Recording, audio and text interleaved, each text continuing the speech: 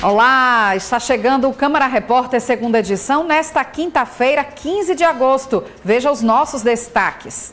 Em sessão ordinária, parlamentares aprovam 9 projetos em segunda discussão. Banco de Leite da Maternidade Escola Januário Cico inicia atividades da campanha do Agosto Dourado. Aplicativo Pardal recebe denúncias durante período de campanha eleitoral. E aqui no estúdio a gente vai conversar com o advogado eleitoralista Vladimir Capistrano sobre o início da propaganda eleitoral a partir desta sexta-feira. Vem com a gente, o Câmara Repórter segunda edição está no ar.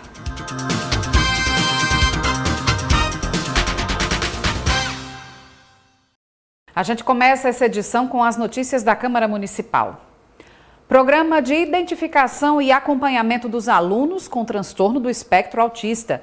Esse foi um dos projetos de lei aprovados em segunda discussão na sessão ordinária desta quinta, na Câmara Municipal. Na sessão ordinária desta quinta, 9 projetos de lei foram apreciados em segunda discussão. Uma das matérias aprovadas institui o Programa de Identificação e Acompanhamento Integrado dos alunos com o transtorno do espectro autista.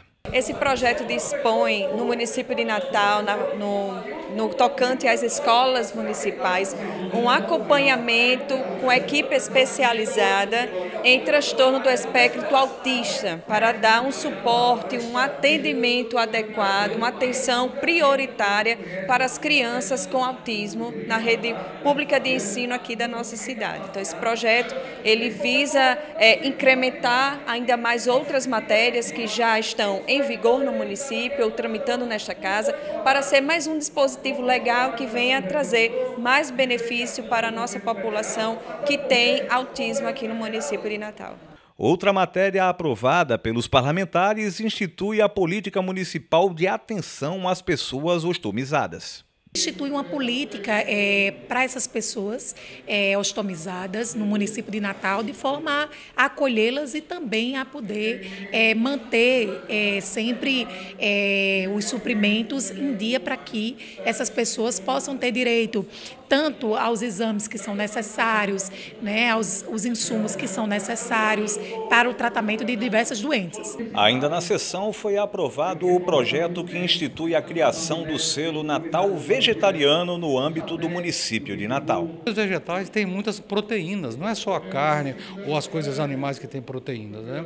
Então esse projeto do selo vegetariano é para estimular aqui em Natal hajam mais restaurantes vegetarianos, para que a população consuma mais produtos de origem vegetal e reduz assim o consumo de produtos de origem animal, especialmente frituras, né? Agora vamos falar de saúde. Os atendimentos do Centro de Atenção Psicossocial Leste 3 foram remanejados, enquanto a construção do prédio próprio da unidade está em fase de conclusão. Hugo Fernandes traz as informações. Devido à necessidade de manutenções estruturais na Unidade Básica de Saúde de Pirangi, a Secretaria Municipal de Saúde informou que até a próxima sexta-feira os atendimentos do Centro de Atenção Psicossocial 3, o CAPS 3 Leste, ocorrem exclusivamente no turno da manhã. O serviço funciona de 8 ao meio-dia no ambulatório de prevenção e tratamento ao tabagismo, alcoolismo e outras drogas. A partir da próxima segunda-feira, os acolhimentos passarão a funcionar de forma integral, de segunda a sexta pela manhã na APTAD, localizada na rua Governador Valadares, no bairro de Neópolis, e à tarde na Unidade Básica de Saúde de Pirangi, localizada na Avenida São Miguel dos Caribes, também em Neópolis. Nos 2 locais, os usuários contam com atendimentos psiquiátricos, acolhimentos, atividades em grupo, plantão psicológico e dispensação de medicamentos psicotrópicos. Para mais informações, os usuários podem entrar em contato com a equipe técnica da Coordenação de Saúde Mental pelo telefone 3232-8480. O Banco de Leite da Maternidade Escola Januário Cico está com uma programação neste mês em comemoração à campanha do Agosto Dourado. A ação visa ampliar a conscientização sobre a doação do leite materno. Débora é agricultora e mora no município de Japi. Ela veio a Natal para ter o seu bebê, o pequeno Amós. Com uma gravidez de alto risco e um parto prematuro, o bebê precisou ficar internado na UTI e ainda nem conseguiu mamar. Enquanto isso, a mãe já está estocando leite e sabe da importância do aleitamento para o crescimento do filho. Algo que já vem dentro da mãe, né? Que algo bem nutritivo, que é algo único, que é o que o seu bebê precisa, né? E por isso que a gente é muito importante a gente amamentar a nossa criança, porque traz vários benefícios, a imunidade aumenta, né? Com certeza. E é algo maravilhoso, né? Que é só a gente, é único, né? Assim como o bebê da Débora, muitos outros precisam todos os dias do leite materno doado. Por isso, para ampliar as doações e os estoques, é que o Banco de Leite da Maternidade Escola Januário Cico está realizando a campanha do Agosto Dourado. A campanha serve para conscientizar novas doadoras e chamar a atenção para a necessidade de milhares de bebês em todo o estado. A campanha é voltada para o tema, né? Que é aleitamento materno. A gente tem que apoiar em todas as situações. Então, naquela situação que o bebê está impossibilitado de sugar, na situação que a mãe está impossibilitada de amamentar. Então, o Banco de Leite dá esse suporte, né? Aqui da maternidade, a gente atende não só aqui, mas em outros bebês fora da maternidade. Chegando aqui, a gente tende, mediante a prescrição médica do nutricionista, atender essa necessidade. Ao longo de todo o mês de agosto, muitas ações serão realizadas dentro e fora da maternidade. Tudo para conseguir ampliar o debate sobre a importância das doações do leite materno. A nossa campanha ela se dá o mês todo, né? Como você falou, não só aqui dentro da maternidade, como também somos convidados em hospitais, né, em outras instituições, para estar palestrando, falando um pouco da importância do tema, né, desse mês, que é apoiar em todas as situações, né, a mãe e o bebê na amamentação. E aí a gente tem a semana cheia de atividades, né? Tanto dentro da nossa instituição como fora também. Então, muitos momentos vai estar acontecendo simultaneamente, né? A equipe da gente vai estar dividida entre ações aqui dentro, como um pit stop para os funcionários, falando sobre a importância, né, do incentivo, da orientação correta, da ordenha. Nesse mesmo momento vai ter também rodas de conversa e programações de instituições fora, a gente vai estar participando também com outros profissionais, né, com a Ana Zélia também indo para fazer essas rodas de conversa nos lugares que fomos chamados, nos hospitais, alguns hospitais não só públicos, mas também particulares. Ainda de acordo com a coordenação do Banco de Leite aqui da Maternidade Escola Januário Cico, a campanha do Agosto Dourado é importante para reforçar as doações do leite materno, que é destinado não apenas às unidades hospitalares do sistema público, mas também do sistema privado. Uma demanda que só cresce e que dura praticamente o ano todo. Hoje, a situação do Banco de Leite da Januário Cico está relativamente dentro dos padrões de normalidade, mas o estoque pode de um dia para o outro ficar escasso. Daí, a importância do reforço das doações. Nós temos uma média de 220, 250 litros mês, mas se tiver mais, não falta beber não, viu? A gente sempre tem que correr atrás para suprir essa necessidade. Então, tem os períodos que são mais difíceis, a gente está saindo agora de um período de férias, aí vai melhorar, entendeu? Quando chega final do ano, já começa, é um período mais difícil, porque tem férias, as pessoas viajam, veraneio, já dificulta. Então, a gente sempre está lutando para que não chegue a faltar. A campanha do Agosto Dourado segue até o último dia do mês, mas a equipe lembra que o ato de solidariedade pode ser exercido o ano todo. As mães agradecem e os bebês ainda mais. É muito importante, né, a gente incentivar e explicar para a mãe que procura ajuda na unidade, né, principalmente nos bancos de leite, que a maioria dos casos elas procuram achando que não tem leite, né, e é importante explicar que a produção de fato desse leite se dá no estímulo do bebê ao seio, né, na sucção, é o principal ponto de partida para que tenha esse aumento da produção. Então, quanto mais o bebê suga, mais leite vai estar sendo produzido no ato de sugar. Então, uma das coisas que uma das situações que a gente mais explica para as mães e desmistifica, né, tira as dúvidas dela, os anseios em relação à amamentação é isso. E quando elas veem que realmente, de fato, acontece, né, quanto mais o bebê mama, mais leite está sendo produzido. E aí também entra a questão emocional e o psicológico, a questão hormonal também, né, que vai estar ajudando, atuando nesse processo de produção. Médicos da Sociedade de Angiologia e Cirurgia Vascular vão realizar um mutirão de atendimentos gratuitos neste sábado. Edesiane Moreno tem as informações. A Sociedade Brasileira de Angiologia e Cirurgia Vascular Regional Rio Grande do Norte realiza no próximo sábado, dia 17, o check-up vascular na Zona Norte de Natal. Aqui comigo está a cirurgiã vascular Liana Berúcia para falar mais sobre esse evento. O que vem a ser o check-up vascular? Check-up vascular é uma campanha social que a Sociedade Brasileira de Angiologia e Cirurgia Vascular faz anualmente, estamos no 10º ano, para alertar a população sobre a importância da saúde vascular, prevenindo, assim, as doenças vasculares mais comuns, como varizes, aneurismas, doença arterial oclusiva periférica. E sábado agora estaremos lá no Nélio Dias, a partir das 8 da manhã, atendendo a população para essa orientação. Na ocasião, quais são os serviços que vão ser oferecidos lá? Nós vamos estar com os médicos da Sociedade Brasileira de Angiologia e Cirurgia Vascular atendendo, os alunos dos estudantes de medicina da Liga de Cirurgia Vascular. Também temos o apoio da Marinha, que leva profissionais de saúde não médicos para ajudar no atendimento, verificando pressão, fazendo controle da glicemia para pacientes diabéticos. E a ideia é a gente fazer um atendimento ao público, para orientar. A gente sabe que não vai conseguir resolver o problema do paciente, né? Porque a demanda é muito grande.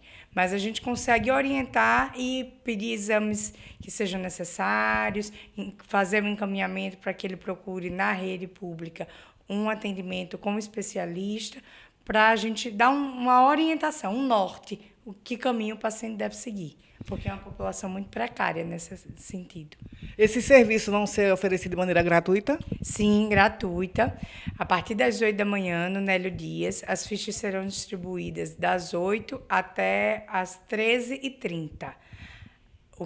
Só chegar. Não precisa de documento, não precisa fazer pré-inscrição, nada. Chegando lá, pega a fichinha e aguardar um pouquinho, porque os últimos anos nós fomos muito procurados, felizmente. Então, às vezes, a espera é um pouquinho longa, mas enquanto as fichas entregues até as 13h30 serão atendidas. Você que está em casa e nunca foi para um angiologista, nunca foi para o cirurgião vascular, é a hora de fazer seu check-up vascular.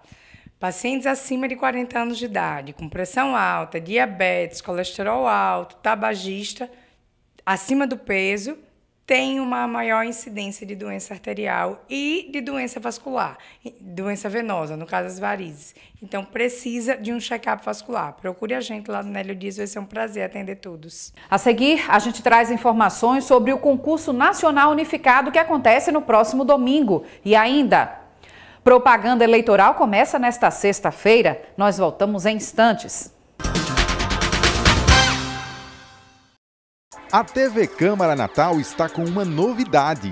Agora você pode contar com o Legis Vídeos, uma plataforma de fácil acesso disponibilizada por meio de uma parceria entre a Câmara Municipal de Natal e a Assembleia Legislativa do Rio Grande do Norte. Para acessar, basta digitar o site cmn.al.rn.leg.br. Lá você encontra todos os eventos legislativos realizados a partir do mês de março de 2024. No site você pode baixar o vídeo completo ou apenas uma parte. Outra ferramenta é fazer o download somente do áudio ou do vídeo. Não esqueça, o site do Legis Vídeos é o cmn.al.rn.leg.br. A página do YouTube da TV vai continuar ativa por meio do endereço eletrônico youtube.com/TV Câmara Natal. Domingo tem concurso unificado do governo federal. A gente foi ouvir um especialista para trazer dicas do que fazer nesses últimos dias antes da prova. O concurso nacional unificado acontece já agora, no próximo domingo, dia 18, com avaliação em 2 turnos. No período da manhã, terá a prova de redação e conhecimentos gerais e no período da tarde, a prova de conhecimentos específicos. E para dar todos os detalhes para os concurseiros nesta reta final, eu converso com o André Sandes. André, nessa semana final, como que os participantes devem se portar? É relaxar? Ou não? É possível ainda revisar os conteúdos? Olha, a gente tem que equilibrar, né? Você está chegando num momento que é o momento mais esperado. Então você se preparou, você tem todo o conhecimento acumulado, acredito que tenha visto todo o assunto, todo o conteúdo, só que agora os detalhes fazem diferença. Então, fazer uma analogia até com a Olimpíada, a gente pode dizer que nesse momento ali, aqueles décimos podem ser, por exemplo, a diferença pode fazer uma dormida melhor, pode ser um dia anterior que você estava mais descansado, a alimentação, pode ser o aspecto psicológico. Então, qualquer detalhe vai fazer uma diferença entre você ficar em primeiro, ou ficar em 20º, ou ficar em 100º. E aí, o que a gente recomenda? A gente recomenda que você tenha cuidado com esses detalhes. Imagina só que você, na véspera da prova, você se desgastou muito. Vai fazer uma prova de 2 turnos. Imagina só você cansado no dia da prova, com a cadeira que não é a cadeira ideal que você estudou em casa, com a iluminação que não é ideal, com o ar-condicionado que talvez não seja a temperatura que você espera. Então, todos os detalhes esses são importantes. Você tem que imaginar assim, fazer um checklist do que você tem que tomar cuidado em relação a essa véspera. Nesses instantes finais, mais vale aprender ou decorar? De repente, uma decoradazinha ali na reta final fica mais viva na memória e ajuda também ou não? Tem que aprender? Olha, é uma boa pergunta, sabia? Porque os alunos às vezes criam muitas técnicas, mnemônicos, para poder tentar lembrar mais facilmente de certas fórmulas, leis, né? O que eu digo é o seguinte, se estiver muito próximo da prova, às vezes não vale a pena aprender. Eu quero aprender depois, você passa no concurso, depois você faz um curso, faz um mestrado, faz um doutorado, o que você quiser. Agora, o que vale é você acertar uma questão. É bem simples. Então, se eu estou na véspera da prova e eu não estou conseguindo aprender, você tem que tentar ali decorar rapidamente. Cria um mnemônico, fazer um aspecto de memória, uma musiquinha, alguma lista que faça você decorar rapidamente. Agora, se tiver algo que você pode aprender, vale a pena. E uma técnica que a gente recomenda é, tente falar em voz alta e explicar para você mesmo aquilo que você está estudando. Se você não está conseguindo explicar para você mesmo, então é porque você não entendeu o suficiente. Agora, essa prova ela terá um modelo diferenciado, né, desse concurso, porque acontece em 2 turnos. O fato desse concurso acontecer em 2 turnos faz com que esses participantes tenham uma estratégia diferenciada, porque meio que parece mais cansativo, né? Não, com certeza. A gente sempre recomenda para os alunos, primeiro, na véspera, apesar de você poder fazer uma revisão, estudar, não desgastar muito, não se desgastar muito física e emocionalmente na véspera, né? Por exemplo, dormir bem, levar um lanchinho, né? E aí lá no edital ele fala das regras sobre a questão que você pode levar ou não. Mas levar o que você vai se alimentar no dia, imagina só você passar 4 horas, 5 horas sem uma glicose, né? Que mais? Você de vez em quando alongar durante a prova, está muito cansado, está muito estressado, pode ir ao banheiro, vai lá dar uma relaxada, volta.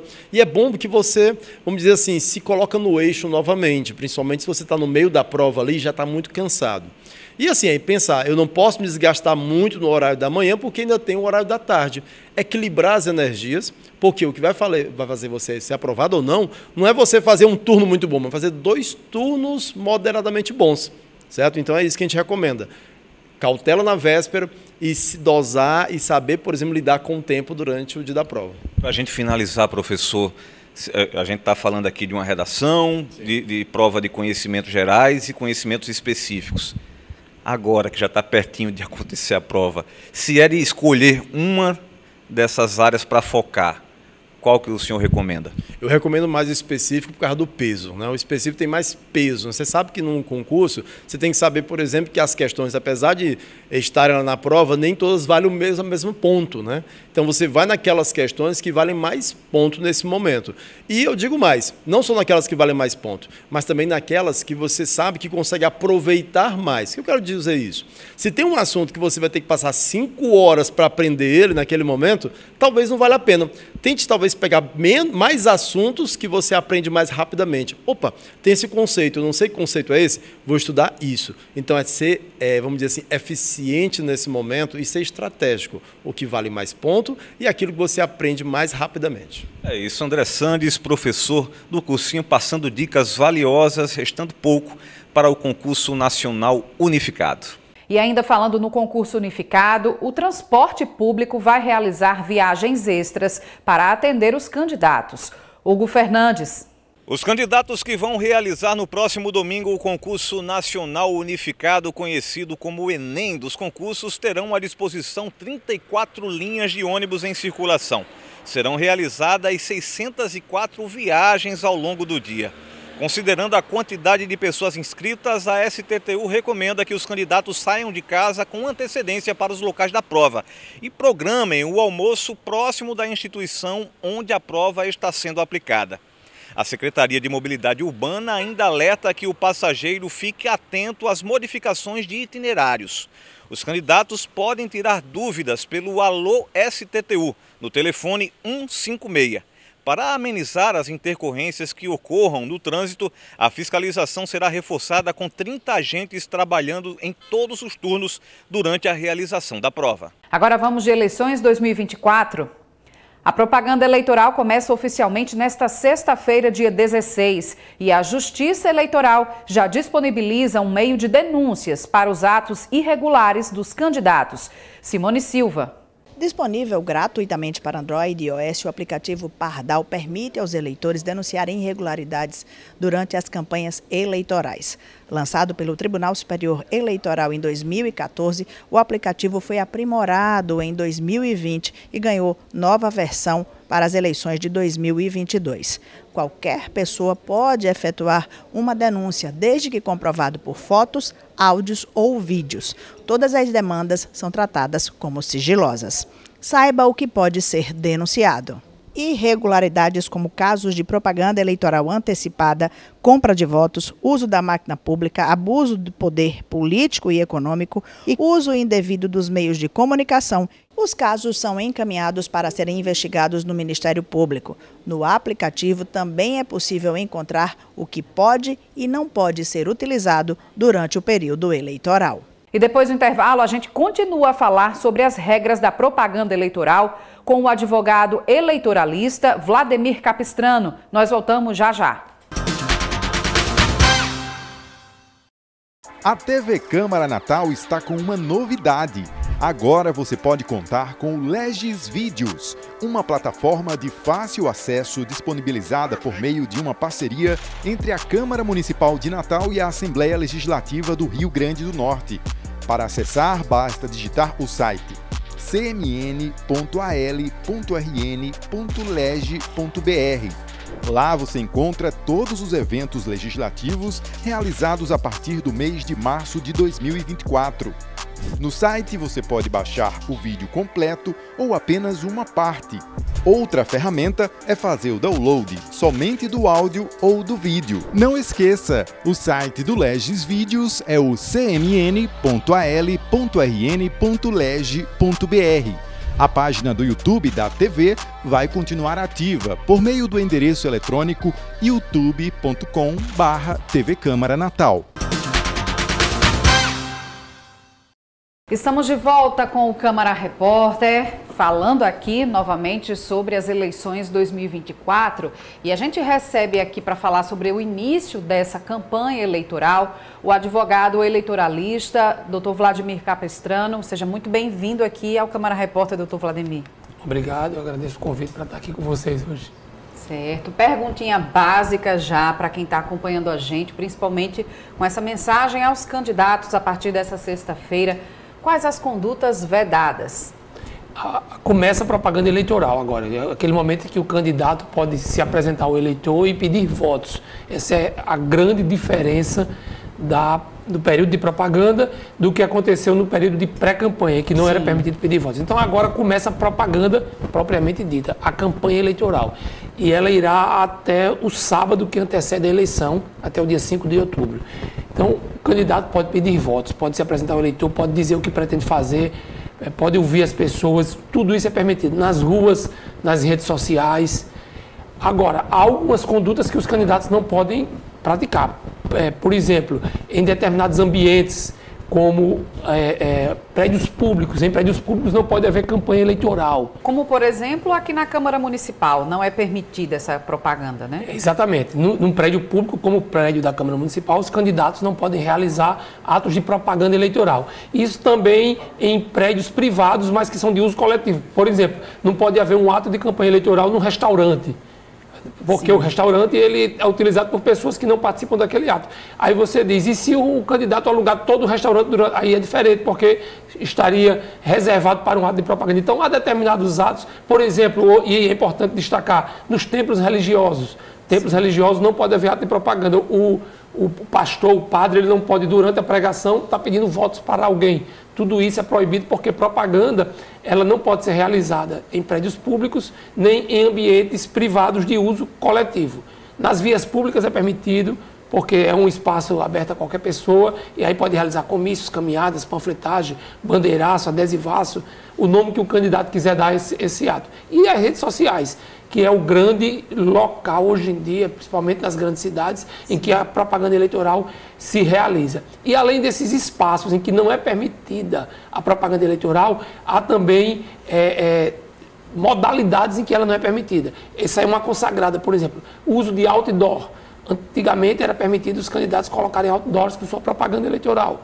Há algum tempo já não é mais permitido. Na eleição de 2024 continua proibido o uso de outdoor. Realizar showmício, contratar um artista para se apresentar num ato de propaganda eleitoral, também não é permitido. Então são pequenas proibições Sim. que existem, mas que devem ser observadas pelos candidatos, pelos partidos, porque isso aí pode ter implicações severas nas campanhas eleitorais se o candidato ou o partido desobedecer essas pequenas proibições. Doutor Vladimir, e assim, não pode showmício, mas carro de som pode? Carro de som, sim. Não pode trio elétrico, por exemplo. Trio elétrico só para um comício parado. Mas um candidato vai realizar uma panfletagem, vai realizar uma passeata, uma carreata. Pode ter, sim, carros de som da sua campanha, acompanhando aquele ato de propaganda, com ou sem a presença do candidato, desde que seja um ato de campanha, veiculando a mensagem do candidato, veiculando o jingle de campanha. Isso é tudo, sim, permitido e regulamentado pela propaganda eleitoral. Esses atos de campanha que são realizados nas vias públicas, os candidatos só têm que ter a precaução, porque a lei exige, de com pelo menos 24 horas de antecedência informar a autoridade policial, para que a polícia consiga organizar o trânsito naquele local, já que isso de algum modo tem impacto no trânsito, consiga preservar a integridade das pessoas que estão envolvidas nos atos para não se envolver em acidentes, e também para evitar que duas candidaturas, por exemplo, quisessem ocupar o mesmo espaço no mesmo horário. Então, os candidatos, quando forem realizar atos de propaganda eleitoral nas vias públicas, tem apenas que, com 24 horas de antecedência, avisar a autoridade policial. Mas, fora isso, a campanha é livre nas vias públicas. Certo.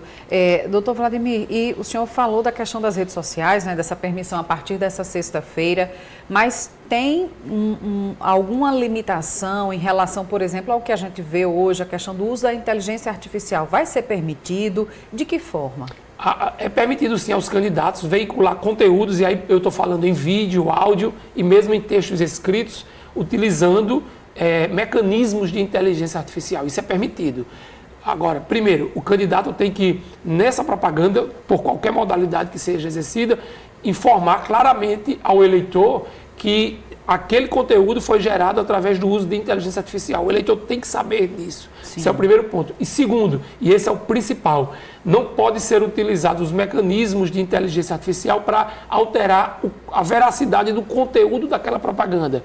Por exemplo, um áudio ou um vídeo em que se altere o sentido das palavras, das frases, pareça que aquela frase ela está sendo dita outra coisa ao invés do que efetivamente foi dito. Então, dois aspectos importantes. Para não haver desinformação. Para não haver desinformação. Dois aspectos importantes. Tem que constar na propaganda que foi utilizada inteligência artificial e não pode haver a alteração da veracidade do conteúdo da propaganda, para não gerar desinformação.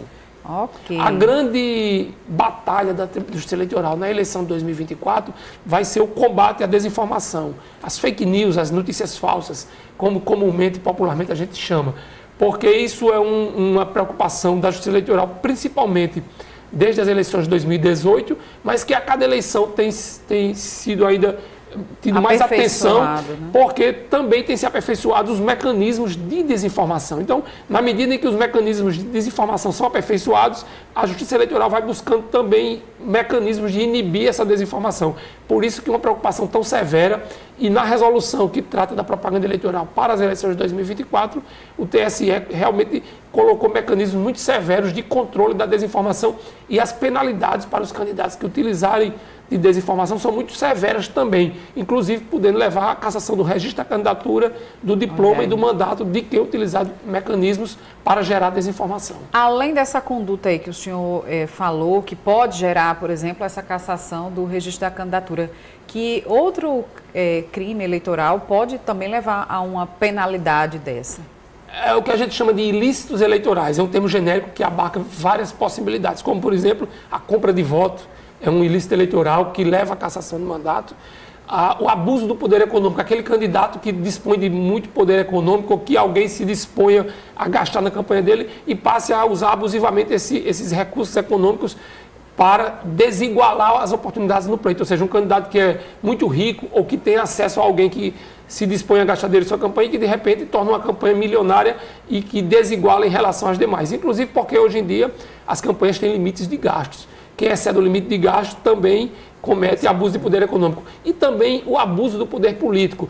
Por exemplo, um órgão público que está colocado à disposição de uma candidatura. Isso é abuso de poder político, é conduta vedada e pode levar também à cassação do diploma, à cassação do mandato de quem foi eleito. São esses os tipos mais comuns de corrupção eleitoral, no sentido genérico, que podem levar à cassação de registros, diplomas e mandatos. Certo, doutor Vladimir. E o senhor falando aí nessa questão dos gastos de campanha, começando, enfim, toda essa atividade da corrida eleitoral dos candidatos, é bom ter muita atenção com essa questão dos gastos que vão ser declarados lá no fim, né? É bom buscar essa orientação também. Isso aí é um para ponto essencial. Para declarar tudo bem direitinho.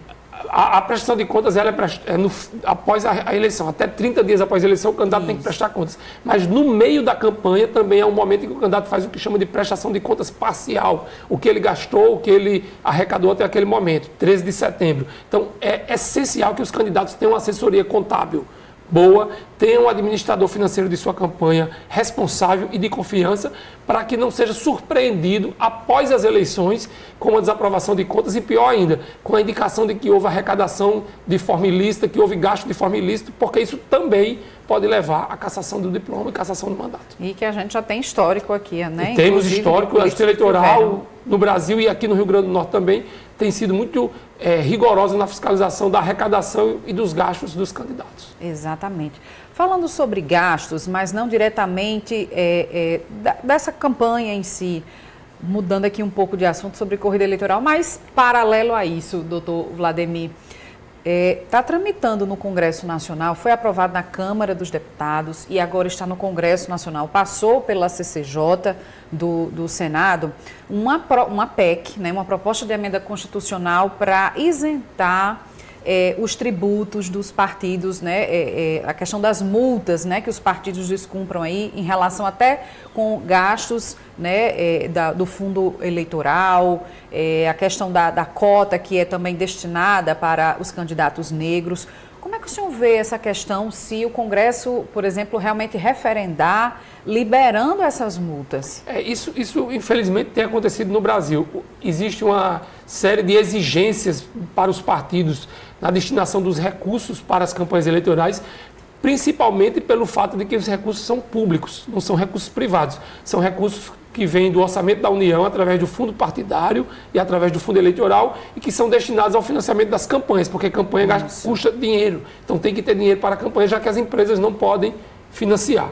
E principalmente por conta disso, há uma série de exigências, especialmente em relação às cotas, porque a legislação impõe que pelo menos 30% das candidaturas sejam de mulheres. E também há candidaturas de pessoas negras. Mas, infelizmente, o que acontecia era que os partidos lançavam essas candidaturas, mas não davam meios suficientes para que essas candidaturas pudessem se concretizar de fato. Foi uma grande reclamação, inclusive, na última campanha eleitoral. E, por isso, o Supremo Tribunal Federal e a Justiça Eleitoral impôs que essas candidaturas sejam financiadas na mesma proporção do número de candidatos. Então, se um partido tem 20% de candidaturas de pessoas negras, pelo menos 20% dos recursos tem que ir para essas pessoas negras. Se tiver 30% ou mais de mulheres, no percentual que houver, pelo menos 30% tem que ir para candidaturas de mulheres. E alguns partidos têm descumprido isso em todas as eleições e por isso têm sido multados pela Justiça Eleitoral. E agora o que a gente vê é esses próprios partidos, pelos seus representantes no Congresso Nacional. É uma forma de driblar, né? Então, e tentando uma autoanistia, porque na verdade quando os deputados que são filiados aos partidos propõem e aprovam esse tipo de anistia, eles estão se auto-anistiando.